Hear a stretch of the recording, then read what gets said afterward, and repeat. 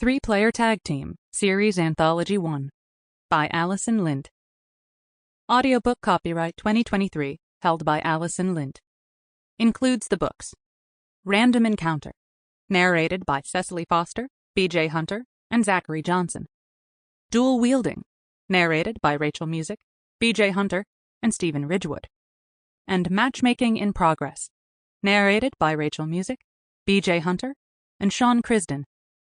Acelet Press, publisher. Produced and directed by CTR Audio. Dedication. For those of you who are there for all the randomness that falls out of my head and exits through my mouth, you know who you are. Chapter 1. Adrienne. A lot of random things came out of my mouth, some of them at the most awkward times, but I've never been the person to say I'd drizzle honey all over him and lick it off. Or in this case, them. As I sat near the back of the figure drawing class, staring at the evening's 2 nude models, that was only one of many inappropriate thoughts racing through my mind. Dial it back, Adrienne. Not only was the idea not like me, but I was also usually more objective about nudity in a setting like this.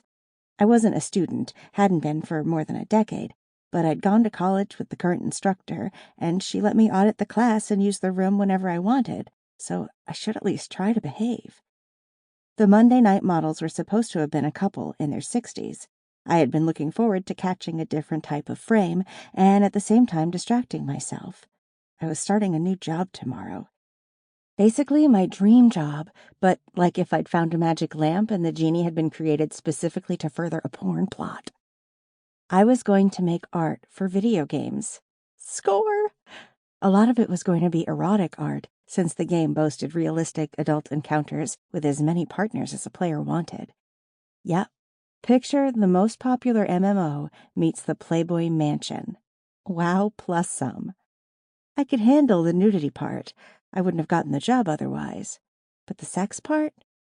Let's just say a couple of inattentive boyfriends in my past and an ex-husband who was far more focused on his own pleasure than mine meant at 37 I didn't have nearly as much experience with sex as I'd like.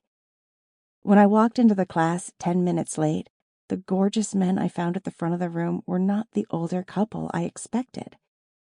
Would asking Scarlett for their names after ruin the fantasy, or make it more potent? These men may or may not be a couple, and they were probably older to most of the 20-somethings in the room, given the silver around the one man's temples.